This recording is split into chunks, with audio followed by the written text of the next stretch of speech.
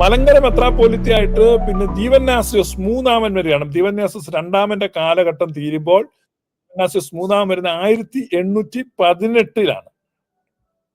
1818 ഇദ്ദേഹത്തിന്റെ കാലഘട്ടത്തിൽ, അതായത് ദീവന്നാസ്യോസ് മൂന്നാമന്റെ കാലഘട്ടത്തിൽ, ഭരണകാലഘട്ടം എന്നൊന്നും പറയാനില്ല, കാരണം അവർ ബ്രിട്ടീഷുകാരുടെ ഏറാൻ മൂളികളായി അധപ്പതിച്ചു കഴിഞ്ഞിരുന്നു. അപ്പോഴേക്ക് മിഷണറിമാരുടെ ഏറാൻ മൂളികളായി മലങ്കര സഭയുടെ നേതൃത്വം അധപ്പതിച്ചു എന്നുള്ളതാണ്.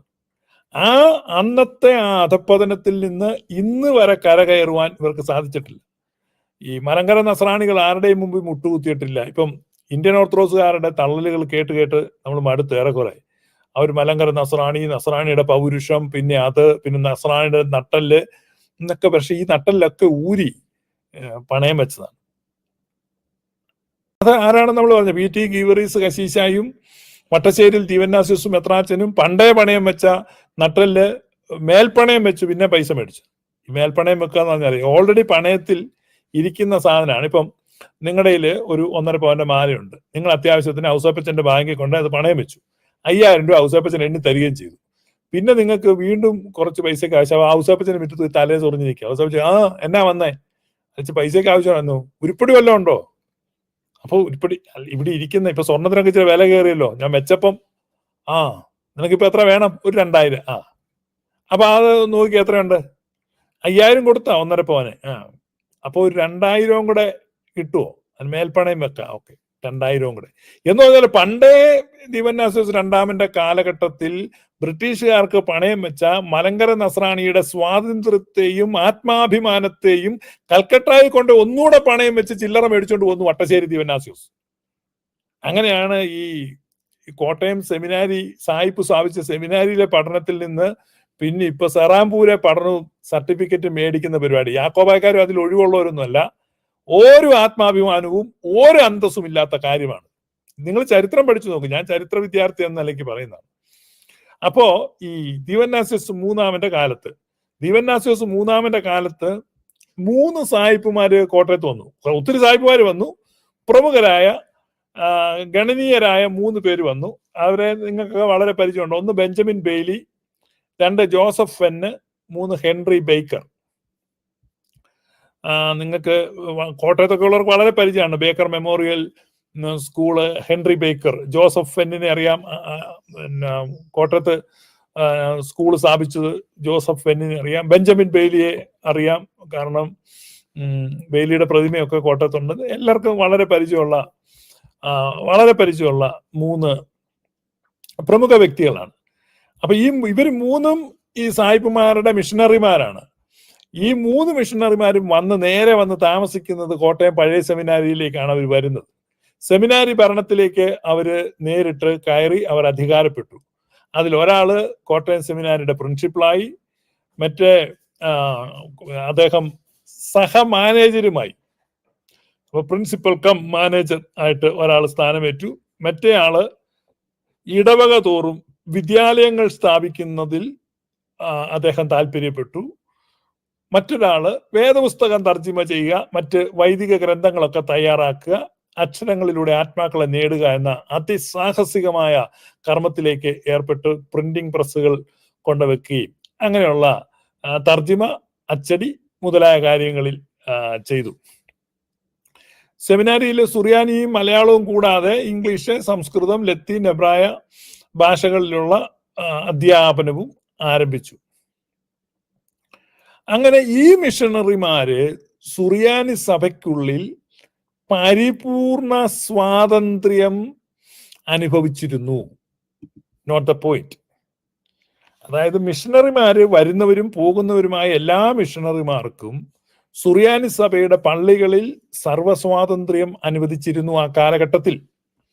അപ്പൊ അന്ത്യോക്യയെ കുറ്റം പറയുന്ന, പാത്രിയർക്കീസ് ബാവായെ കുറ്റം പറയുന്ന മലങ്കര നസ്രാണികൾ എന്ന് സ്വയം അവകാശപ്പെടുന്ന പുതിയ ഒരു സങ്കരവർഗം ഈ ഓൺലൈൻ മാധ്യമങ്ങളിലൊക്കെ പ്രത്യക്ഷപ്പെടുന്നുണ്ട്. നിന്നോടൊക്കെയാണ് ചോദിക്കുന്നത്, നിനക്കൊക്കെ ഇവിടെ സഭയുണ്ടായിരുന്നു, പിതാക്കന്മാരുണ്ടായിരുന്നു, നട്ടലുണ്ടായിരുന്നു എന്നൊക്കെ പറയുന്ന ഈ കാലഘട്ടത്തിലൊക്കെ എന്തായിരുന്നു? പ്രിയപ്പെട്ടവരെ, കേരളത്തിൽ ക്രമീകൃതമായ സുദൃഢമായ ചിട്ടയോടുകൂടിയ ഒരു സഭാപ്രവർത്തനമോ സഭാഘടനയോ സഭാഗാത്രമോ ഇല്ലായിരുന്നു. എവിടം വരെ? പത്രോസ് മൂന്നാമൻ പാത്രീർക്കീസ് ബാവായുടെ ആഗമനം വരെ. അതുകൊണ്ടാണ് ഞാൻ പറയുന്നത്, ആധുനിക മലങ്കര സഭയുടെ ശില്പി പത്രോസ് ബാവയാണ്. പത്രോസ് പാത്രീർക്കീസ് ബാവയുടെ ആഗമനത്തിന് മുമ്പുള്ള മലങ്കര സഭയുടെ സ്ഥിതിയെ കുറിച്ചാണ് ഈ പറയുന്നത്. മലങ്കര സഭയിൽ ചൊല്ലുവിളി ഇല്ലായിരുന്നു. മനസ്സിലായോ? മലങ്കര സഭയിൽ മര്യാദയ്ക്കുള്ള ഒരു കാര്യങ്ങളും നടന്നിരുന്നില്ല. ഇവിടെ ഇപ്പൊ പറയുന്നത്, ഇവിടെ ഏതാണ്ട് അനുഗ്രഹിക്കപ്പെട്ട സഭ വളരെ സുശക്തമായിട്ട് സംഘടിതമായി ക്രമീകൃതമായ രീതിയിൽ ഉണ്ടായിരുന്നു എന്നൊക്കെയുള്ള രീതിയിലാണ് പലരും ചരിത്രത്തെ അവതരിപ്പിക്കുന്നത്. അതുകൊണ്ടാണ് ആ കാലഘട്ടത്തിലെ ചരിത്രത്തിലേക്ക് ചെറുതായിട്ട് വിരൽ ചൂണ്ടുന്നത്. ഈ സീരീസ് കുറെ കൂടെ തുടരണമെന്നാണ് എൻ്റെ ആഗ്രഹം.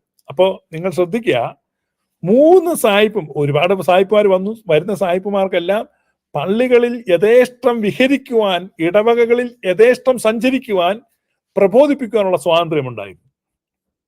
ഒന്ന് ഓർത്തു നോക്കണം. സുറിയാനി സഭയുടെ പള്ളികളിൽ, ഇടവകകളിൽ സുറിയാനി സഭയുടെ മക്കളെ അതിന്റെ ഭാഗമായിട്ട് ഇവര് എല്ലാ പള്ളികളിലും അവർക്ക് ഇഷ്ടം പോലെ പോകുവാൻ, സുറിയാനി സഭ, നമ്മുടെ സുറിയാനി പാരമ്പര്യത്തിലുള്ള മഹത്തായ പുരാതനമായ വിശ്വാസ രീതികൾ, ആചാരമര്യാദകൾ, അനുഷ്ഠാന സമ്പ്രദായങ്ങളെല്ലാം മാറ്റി ഈ സഭയെ ഒരു പ്രൊട്ടസ്റ്റന്റ് സഭയാക്കി മാറ്റുവാൻ അവർ പരിശ്രമിച്ചു. ആ പരിശ്രമങ്ങൾ കൊണ്ട് അവർ മുന്നോട്ട് പോയി. അങ്ങനെ ഇരിക്കുമ്പോഴാണ് 1818 ഒക്ടോബർ മാസം 3-ാം തീയതി മാവേലിക്കര പള്ളിയിൽ സുറിയാനി സമുദായത്തിന്റെ പൊതുയോഗം വിളിച്ചു കൂട്ടിയത്.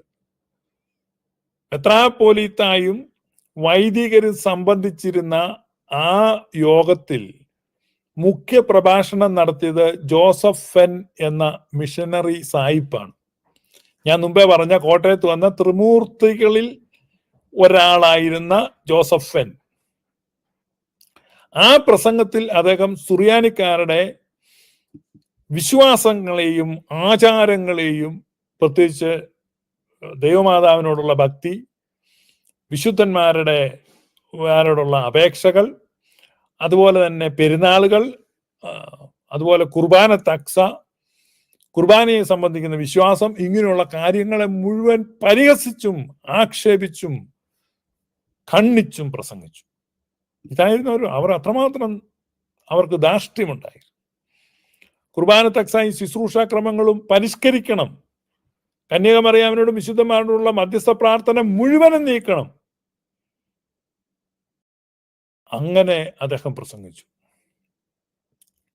അപ്പൊ സുറിയാനി സഭയെ മിഷനറിമാർ വിഴുങ്ങും എന്നുള്ളൊരു ഘട്ടം വന്നപ്പോൾ, സുറിയാനി പാരമ്പര്യത്തിലും പൈതൃകത്തിലും നിലനിൽക്കണമെന്ന് ആഗ്രഹിക്കുന്ന ചില ആളുകൾ, അവര് അങ്ങനെ സുറിയാനി പാരമ്പര്യത്തിൽ നിൽക്കണം എന്ന് ആഗ്രഹിക്കുന്ന ചില ആളുകൾ പരിശുദ്ധ പാത്രീർക്കീസ് ബാവായിക്ക് കത്തയച്ചു. അതിന്റെ ഫലമായിട്ട് ദീവന്നാസ്യോസ് മൂന്നാമനാണ് ആ കത്ത് അയക്കുന്നത്. അതിന്റെ ഫലമായിട്ട് പരിശുദ്ധ പാത്രീർക്കീസ് ബാവ മോർ അത്തനേഷ്യസ് അംദശിഹി മെത്രാപ്പോലിത്തായെ മറ്റേ ഒരു റംബാനോട് കൂടെ മലങ്കരയിലേക്ക് അയച്ചു. അപ്പോ ഈ പറഞ്ഞ മോർ അത്തനേഷ്യസ് അബ്ദം ഷീഖ് റംബാച്ചനും മെത്രാപ്പോലിത്തായും ഒരു റംബാച്ചനും കൂടെ 1825 കൊച്ചിയിലെത്തി. മോർ അത്തനേഷ്യസ് അന്ത്യോക്യ വിശ്വാസ ആചാരങ്ങളിൽ വളരെ തീഷ്ണതയുള്ള ഒരു പിതാവായിരുന്നത് കൊണ്ട് മിഷണറിമാരുടെ നവീകരണ പ്രവർത്തനങ്ങൾക്ക്, പരിവർത്തനങ്ങൾക്ക് ഇദ്ദേഹം ഒരു തടസ്സമായിരുന്നു. അതുകൊണ്ട് ഇവിടുത്തെ മിഷണറിമാരുടെ പ്രേരണ കൊണ്ട് തിരുവിതാംകൂർ ദിവാൻ 2 വർഷത്തിന് ശേഷം 1827 അദ്ദേഹത്തെ നാടുകടത്തി. മോർ അത്താനാസ്യോസ് അബ്ദം ഷീഖിനോടും ആ കൂടെ വന്ന റംബാച്ചനോടും കൂടെ സഹകരിച്ചു പ്രവർത്തിച്ചു എന്ന പേരിൽ ഇടവഴിക്കൽ പീലിപ്പോസ് കശീശ,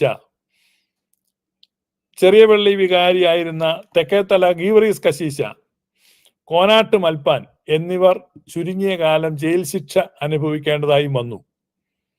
അപ്പോൾ പാത്രീർക്കീസ് ബാവ ഒരു മെത്രാപ്പോലിത്തായെ അയച്ചു. അബ്ദം ഷീഖ് മെത്രാപ്പോലിത്ത അത്തനേഷ്യസ് അബ്ദം ഷീഹും കൂടെ വന്ന റംബാനും ഈ പറഞ്ഞ 3 അച്ഛന്മാരും, അപ്പൊ അവരെ നാട് കടത്തുകയും ഈ 3 അച്ഛന്മാരെ ജയിലിൽ പിടിച്ചിടുകയും ചെയ്തു.